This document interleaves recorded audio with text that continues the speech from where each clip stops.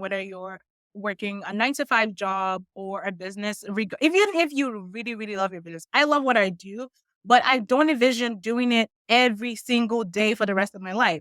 There are times when I just want to take a 1 year sabbatical and just rest and do nothing. So you need to ask yourself, what does that long term picture look like? Maybe I want to take a couple of years to just rest and recuperate. We talk a lot about burnout, but how are you intentionally making sure that your finances are allowing you to rest? Welcome to this week's episode of the Online Creator Podcast. My name is Kim, your podcast host, business mentor, and audio storyteller. This show is a space to inspire through conversations and community to help us keep connected, keep inspired, and keep moving towards our goals. Expect to hear honest conversations and real-life experiences from entrepreneurs at every stage of business and from a wide range of industries. Find your confidence, see what is possible, and build the legacy that you have dreamed of. Let's get started. Good morning, Eduek. Thank you so much for being on the podcast today. Thank you so much for having me. I'm excited to be here. Yes, and before we dive into all good things that you do in the finance world and investing, I would love for you to just share a little bit about who you are and what you do and who you serve. Okay, so my name is Eduek Brooks. I am a financial educator slash coach. I'm also a speaker, and I primarily help 9 to 5ers, so career professionals, and solopreneurs. I teach them how they can take control of their finances and invest for retirement. And for me, retirement isn't when you get to 65. Retirement can be 45, it could be 40. It's all about making that conscious decision to plan to have a more secure future, whatever that timeline looks for you. And one of the things that I really emphasize on is finding that balance. I don't believe on being frugal and putting all of your money into the market so that you can retire rich and not do anything. And just when you Right? get to retirement, that's when you get to enjoy your money. I believe in finding that balance where you can still enjoy your money today while still putting some money away for the future. So how can I spend the money that I have today? How can I enjoy it? But how can I also make sure that future me can also continue that enjoyment? Yes, I can't wait to get into this topic with you because it's so important. And I mean, I have two teenagers who absolutely Mhm. don't listen to their parents. But it's so interesting, I think, saving and investing at a young age because Mm. I see it in my two kids, and me and my brother were the same way. Like grew up in the same house, but yet he had completely different saving mentality than I did. And I always just had a little bit more saved, even though he had the job and I was just babysitting. You know what I mean? Like it's Mhm.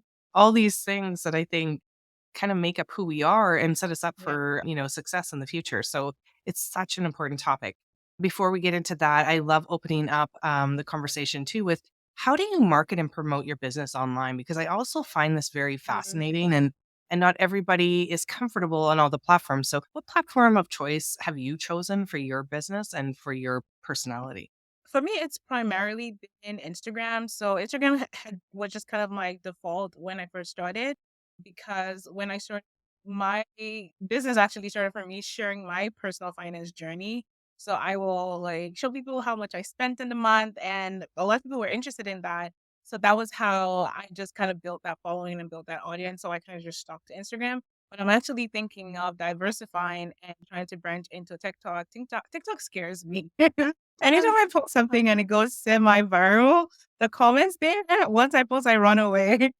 But I'm trying to make sure Yeah. that I'm more diversified on different platforms because with Instagram, I've been finding that I've been like my efforts have not been going as far as it was before. So using TikTok, I'm now on LinkedIn. I'm trying to build my following on my blog as well. So just making sure that I'm not relying on just one platform. But Yeah. I would say for the past years, it has been primarily Instagram. Yeah. I totally can relate on all fronts, and especially with Mhm. TikTok, for sure. It's so fast paced, it's so fast It moving, but, is. yeah, it's kind of a whole different world. Let's dig into your financial story then. You touched on it just briefly. Can you Mhm. share a little bit about your journey and how you really niched into this specific area of finance and investing and how you Yeah. support others? But, yeah, share your story because I think it's fascinating. Yeah. So I'm actually an engineer by trade. So Okay. My journey to personal finance really started from me documenting my journey. So I think it was 2018. I made this decision that I was going to become more intentional with my finances. I was going to pay off my debt. I was going to be more serious because I was going to be turning 30 soon. And I was coming back from a trip from Greece. I was like, okay, you need to take your finances seriously. You're no longer a kid. You need to be more conscious about how you're spending money. And then after I made that decision, it wasn't even up to 2 weeks, I got laid off from my job. So for me, that became like that big turnaround moment where it's like, okay, you are in a lot of trouble right now because imagine coming back from a 2-week vacation in Europe. I was broke. I had no money, I had no savings, and I just lost my job with $47,000 of debt. And for me, being an immigrant and not having family, I had no one's basement to go live in. It's like you are on your own, so you need to be more serious about this. So that became the turning point for me. So luckily I was able to find another job in less than 2 months. I started that job. So I started consciously paying off my debt. I was like, what other way to make this interesting than to share with the entire world? So I started documenting my journey on Instagram. I was sharing my debt payoff journey. And I found this community of people that were kind of doing the same. It was like the debt-free community of people paying off debt, and people started following me because when I started, I had no intentions of this being a business or this being something I was going to do. I was just like, I'm just gonna share my journey. And for me, it was more of an accountability. But people started asking questions and I was answering questions. And then I started hearing one thing over and over again. It's like, oh my God, I wish someone taught me this. Oh my God, you explained that so well. My financial advisor didn't explain that to me. The bank has never explained that to me well. So that was where I started seeing that there was a problem because I thought it was just me, that I thought it was the fact that, oh, maybe because I wasn't really reading about it or being conscious about it. That's why I didn't know. But I was seeing so many people around my age having the same problem and not knowing what to do with their finances. The people that had all this debt, but they didn't know what to do with it. So for me, I was like, okay, this needs to be something that I need to take seriously. So I started talking about some of the things I was learning, started sharing some of the resources and the tools, and that kind of became a thing. And I started making money from it. And I was like, okay, we can do this. So that's how my business came about. It literally just started from me sharing my journey and the need arose. And I felt that this was a space that I felt that I needed to be there because there was not a lot of people that looked like me that were talking about money as it pertained to women, as it pertained to immigrants. So even the way that they were talking about it was not palatable because if you notice the way that people talk about women when it comes to money, it's like, oh, you should stop spending money on your purses and on this and that. You need to stop eating out. You need to be it's a lot more, infantilized the way they talk to us Mhm. about money, like, "You're never gonna understand," so they give us the basics. "Oh, clip coupons, and here's how you can save on groceries." I'm like, "Okay, how can I make money for me?" That's what I wanna know. Yes. Teach me the big stuff. How can I Mhm. become rich with the money that I have? Yeah. And no one was talking about it, so I was like, "Okay, this is where I need to step in and start to talk about this." Okay, there's so much there. So much there. I need a little bit more. What was the time frame from when you decided to take control of your finances, you got your Mhm. to where you are now? Like, where did you get so that you're like, "Okay, like, I can breathe now?" So the decision started in 2018. So that was around October, and that time I got laid off. So I had gotten the new job, and I think it was December, but I wasn't going to start till January. So it was not until January 2019 that I started even having like enough Income. discretionary income to make any progress in that journey. So for me, starting that new job, it was like a fresh sleep for me. Yeah. Luckily, I took on like a heavy project where I was having to work extra hours. So all that extra income that I was making, I was like, okay, because I had a goal, I had a plan. My plan was to pay off that $47,000 in 3 months, sorry, 3 years. And I was like, okay, how can we? So every month I was tracking my progress. So I had like a thermometer on my fridge where every time I get to 5%, I'll like color it out. So it became like it was giving five Yeah. for me and it was interesting. So every month, even though I had like a minimum that I was supposed to pay, I think it was like a thousand. I was like, how can I increase that? So sometimes I'll work extra hours, sometimes I'll drive Uber. I was like, how can I make extra Wow. money just so that I can pay it off faster? Because I had like that goal in mind that not only was I trying to pay off debt, but I was also trying to build my investment so that can get Right. can actually retire in my 40s. So it wasn't the debt wasn't like it wasn't like the end goal for me because I knew that once that debt was out of the way, there was a bigger price for me. So Right. I was able to pay off that debt in about 20 months. And then in that process, I was also building my emergency fund. So I think in less than another 3 months, I was also able to build like a 6 month emergency fund. So all of that, I was also sharing that journey with my audience. So it was so like people that were with me from the beginning, it was such a huge thing because they saw that progress. And I think that's one of the things that really helped me build my audience is them following me along that journey. Oh, yes. Because that's huge. That's huge to be able Yeah. to not only, like, start with a clean slate, although you had this kinda hanging over you, but Mhm. how to, like, build that momentum with all the other things to be Yeah. able to, like, successfully feel like you're getting ahead because that's a Yeah. problem with debt, right? Mhm. For a lot of us, it's not just, like, paying that off, but it's, like, trying not to put any more on because Oh, that's, like yeah. that's that That's other the thing. hardest part.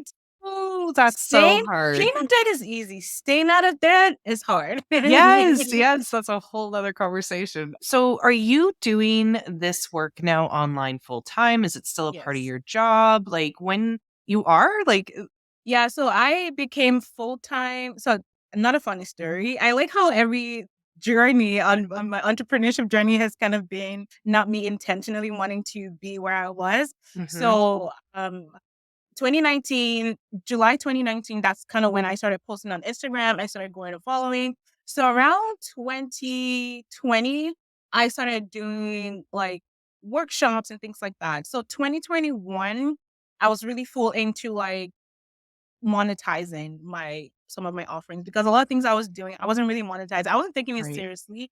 But when a lot of people like when I would do workshop, people were like, there's no way this should be free. Like you're right, crazy, girl. Why is this free? So I was like, okay, let me monetize it. So after I did like a workshop, it was like some evening after work. And the amount of money that I made in just like 45 minutes, I was like, right, whoa, whoa, whoa, whoa. Wait a minute. We need to take this more seriously. yeah, So I started working on a course that I was doing, and then I was also launching a project at work. So those 2 things, it was just too much for me. And as an engineer, I'm yeah, using a huge part of my brain at for work. sure you are. And with finances, I also used to have to use a huge part of my brain. So after work, I was always exhausted. Yeah, Plus dealing with stuff with family, it was just too much for me. I was yeah, like getting to the brink of like burnout. So yeah, I wanted to take a leave of absence from work. So I had asked my manager, and I remember him telling me, "Oh, we're not gonna be unpaid leave, by the way." It's not like I was saying you're gonna yeah, pay me. But he was like, "Oh, because I was a product lead, there was like, there's no way they were gonna be able to allow me to be away for 3 months and going to have to hire someone in that time frame." So basically it was a no. And I was like, yeah, okay, so I guess I'm gonna have to quit then. So wow. that's how I got my job in December 2021. And by January 2022, I incorporated and became full time. Wow, that is, like, amazing, right? Yeah. Because I think a lot of people out there, especially when you've worked so hard for your education to become an engineer, to become this Mhm. professional, to get this job, like, that's scary. I mean, not that saying that Yeah. you couldn't always go back, but Yeah. I think there's so many important pieces there, right? Like, you started and you built momentum before you let that go, and I think that's Yeah. really, really important for other people to hear. And I actually really had to weigh all my options because, like you said, Yes. for me, I was like, I had the skills, I had the experience. So if it didn't work, like I had like option A up to like F. I was like, okay, if this doesn't work, what is the next step? What else can you do?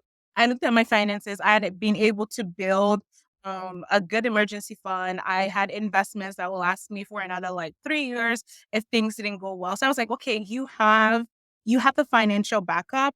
But even if the business didn't work out, what else can you do? I was like, I can always go back to a 9 to 5. I'm not afraid to Yeah, work a 9 to 5. absolutely. I Yeah. can always go back and do that. I can work a side hustle, whatever it is.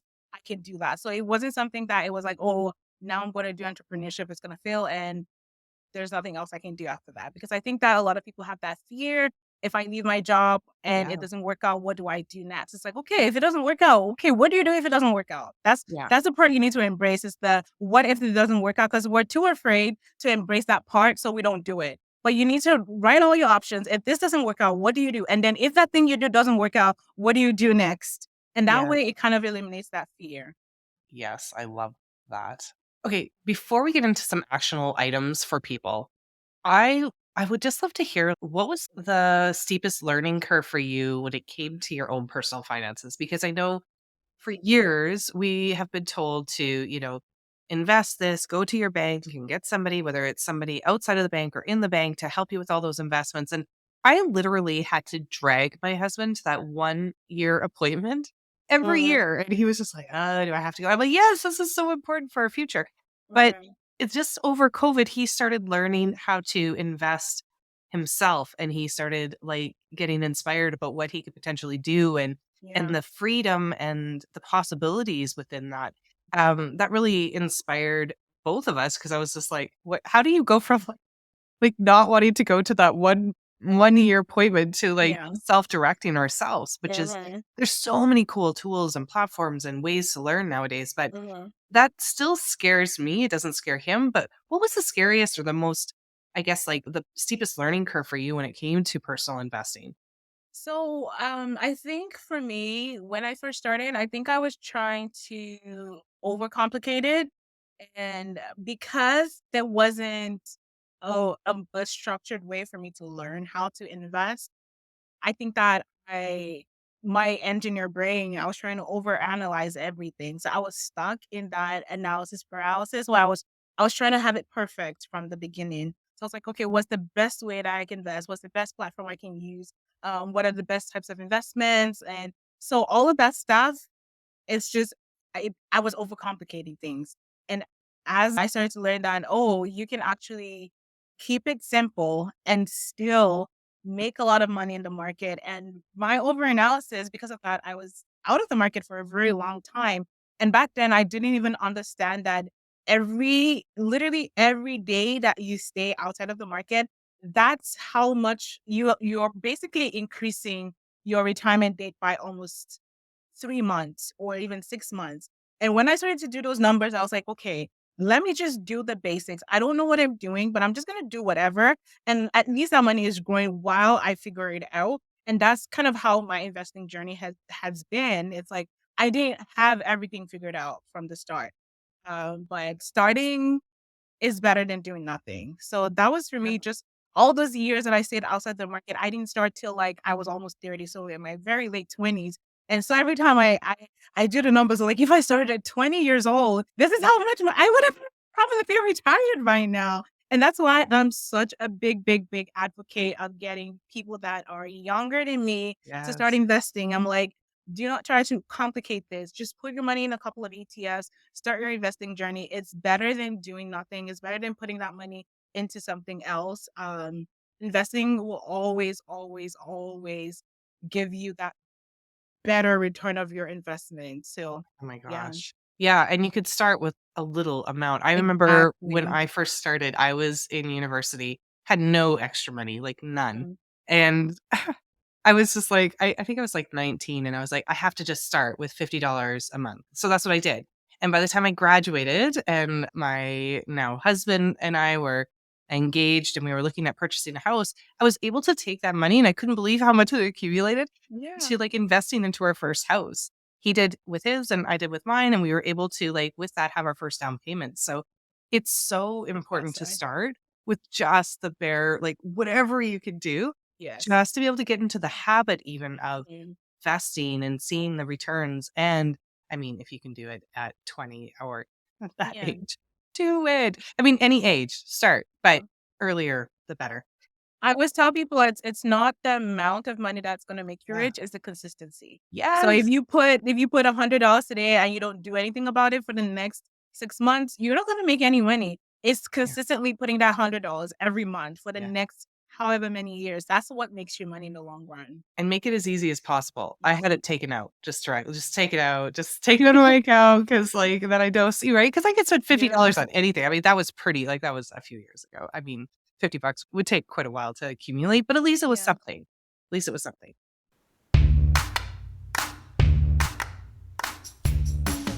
You can't run a successful business without a visual marketing strategy. It's that simple.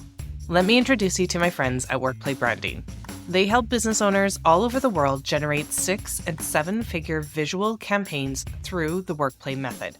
Here's what's included: a custom mood board to set the tone for your new brand, 4 quarterly brand shoots with up to 600 to 1,000 images edited to your unique style, quarterly content plans based on your goals, 90-day visual feed and social media graphics every quarter, access to your own content team on Voxer, and on-demand social media strategy sessions, workshops, and more. And you will get all of this for $4.97 a month. If a visual marketing strategy is something you want to start implementing in your business, DM me the word Workplay over on Instagram to learn more and to be able to access a free video bonus valued at $1,500. So Mhm. let's discuss money management. And Mhm. as a solopreneur or a small business owner, how do you support, or what are some steps to start taking control of our finances like today? So when it comes to solopreneurs, I feel like we're so stuck in our business side of things. So some of us have mastered the art of making money. We know how to make money for a business, but how do we translate that into our personal finances? How are we making sure that we're staying afloat?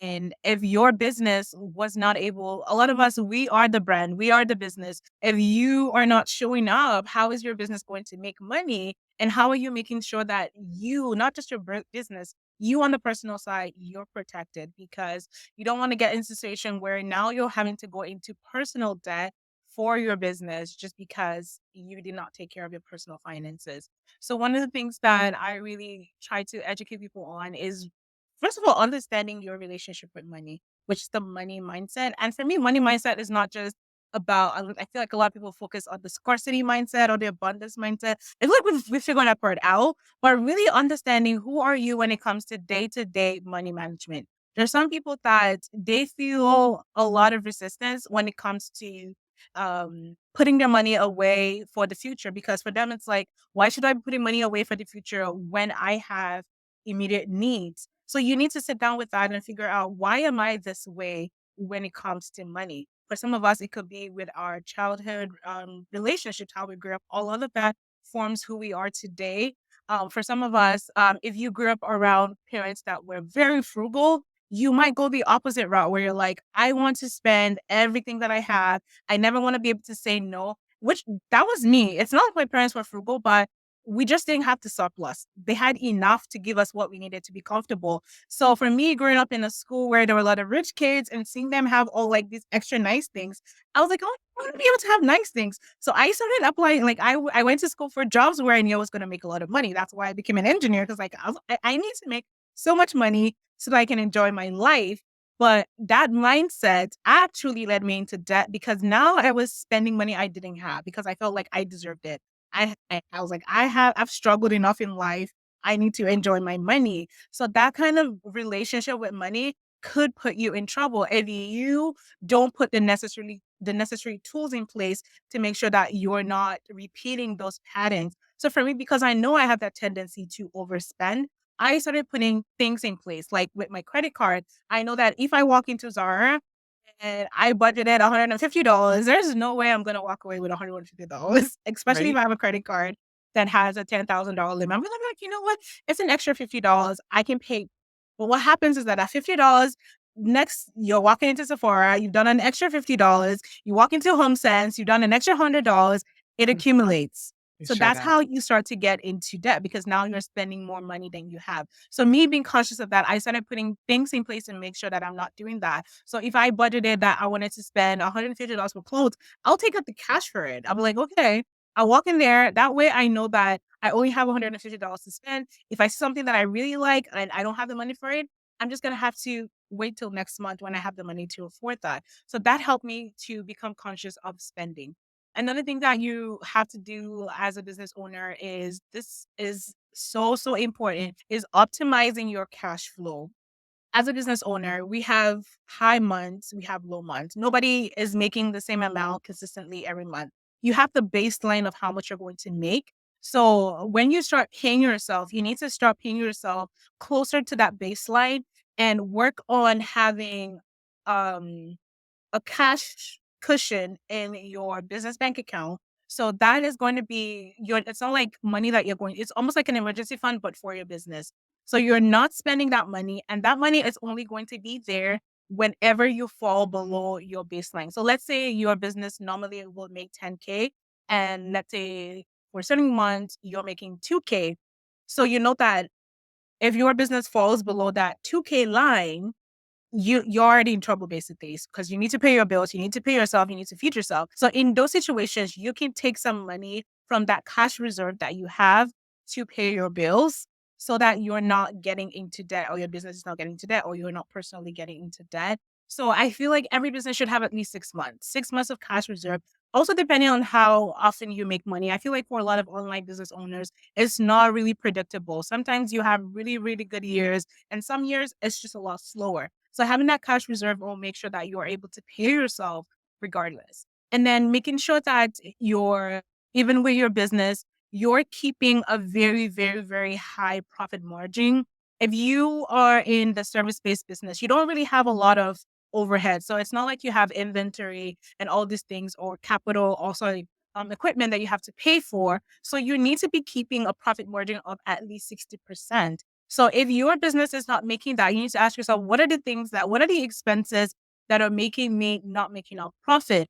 It could be cutting back on the tools that you use. Some of us have tools, like you have 3 tools that do the exact same thing. You don't need all those things. You need to cut back. Okay, what is essential for my business to make money? What is essential for me to bring money into my business? There's some things that are shiny or nice to have, but those things will not necessarily bring revenue into the business. So those are the things that you need to eliminate from your business so that you can stay profitable. Because if you're not keeping like a 70% profit margin, you're not going to have enough money to put aside in your cash reserve, right? Because if you're basically spending everything you make, you're not going to have enough to put aside for those months that are slower. I think that's the reason why a lot of us get frustrated because you make a lot of money today, but then when you spend it all in January, by the time you get to February and you don't make as much, it's like you're constantly hustling or in that constant rat race of, oh, now I need to like get more clients and make more money. But if you have those cash reserve, it can actually help you. And then another very, very important thing that business owners, solopreneurs need to start doing on the personal side is they need to start investing. So that money that you're making, how are you, as you pay yourself a salary, you still need to take a portion of that to put aside to invest. I've met so many business owners that don't pay themselves enough because they're afraid of taxes. They don't want to pay too much taxes, so they don't pay themselves enough. But you can use some of the tax deductions that we have as Canadians, like the RSP. So let's say that you regularly will pay yourself 60K because you don't want to be in a higher tax bracket. You could pay yourself $80,000, but the extra $20,000 is going into your RSP where you invested, and that money starts to grow for you. That's an easy way to do it. Some people prefer to pay themselves dividends, but then with dividends, you don't really accumulate RSP room and things like that because you're paying yourself dividends. So there's other ways that you can still pay yourself more, but that extra money is getting invested.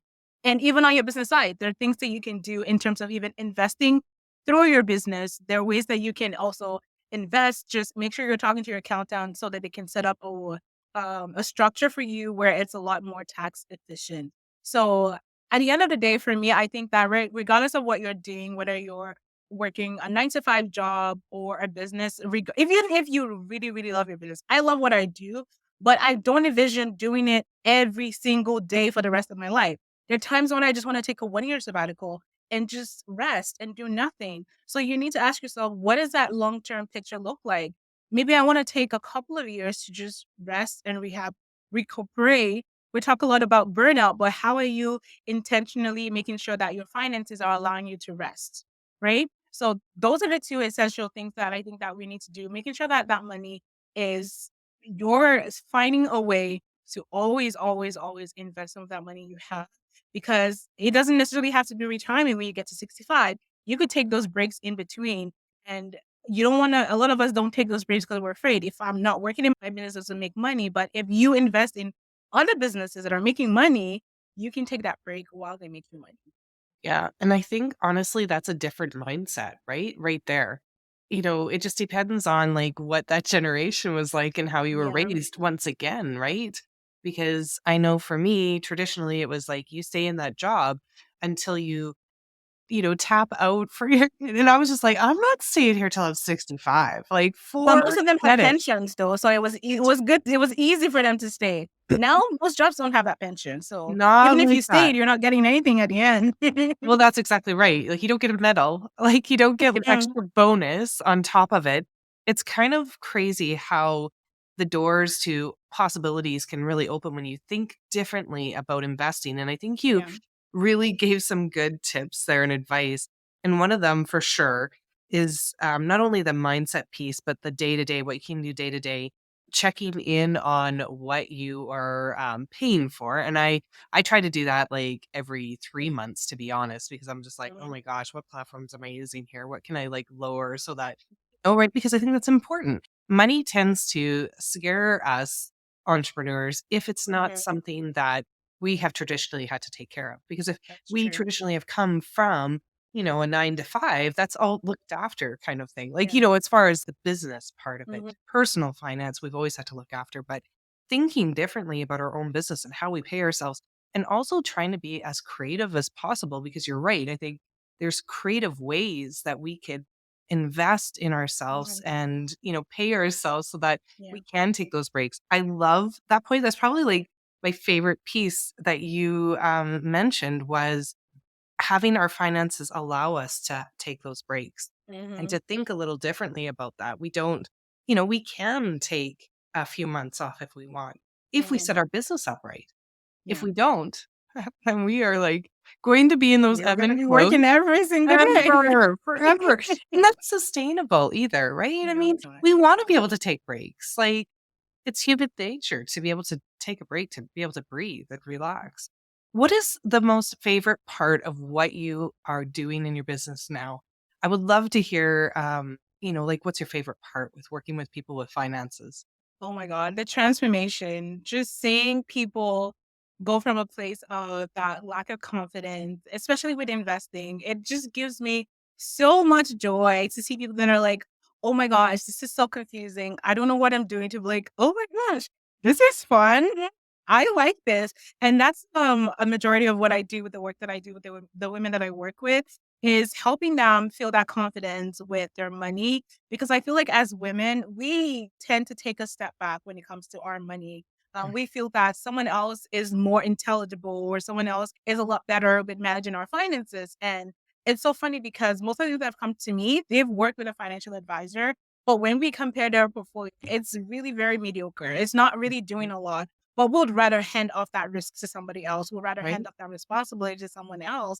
It's like no one is gonna care more about your finances than Ex- you. Yes, Literally, the only reason they're working with you is because they're trying to get a commission out of that. But no one 100%. is gonna care more about your wealth than you. But for me, just seeing that transformation, the women being able to get that knowledge and being able to invest, pay off debt, that for me is just it's Oh, always, always rewarding. well, It's it's so always life rewarding. changing.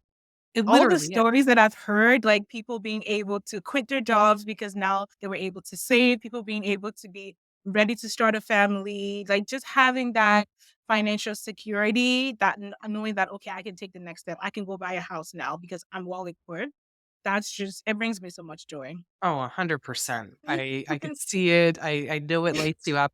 And I think the other important piece there too is that like stop overcomplicating it and just start somewhere Yes. and get Yeah. some help to start so that you feel Mhm. like confident enough to be able to do it on your own. But there's so many places now to go to learn to just start with those simple pieces. If Yeah. someone is listening and they're like, "Oh my god, I need to find you. I need to work with you in some capacity." How do you work with people? Do you work with people in one-on-one capacity? And how do they Mhm. reach you? So I offer private coaching. So I have a 3 month coaching. So I call it Money 360. So those are for you that are looking for help with creating a budget. So if you have like a short term goal, long term goal you're working towards, maybe you're trying to save for a house, saving for starting a family, those types of things. Just someone that can help you create a plan to achieve that. So I would do your budgeting, your if you had debt, a plan to pay off debt, and then we'll cover investing. So those are the key parts of your finances that we'll focus on in those 3 months. And then there are some people that just want to focus on investing. So that would be a 6 week coaching. So we're basically teaching, I'll teach you how you can build your own self directed investing portfolio and also maintain that on your own.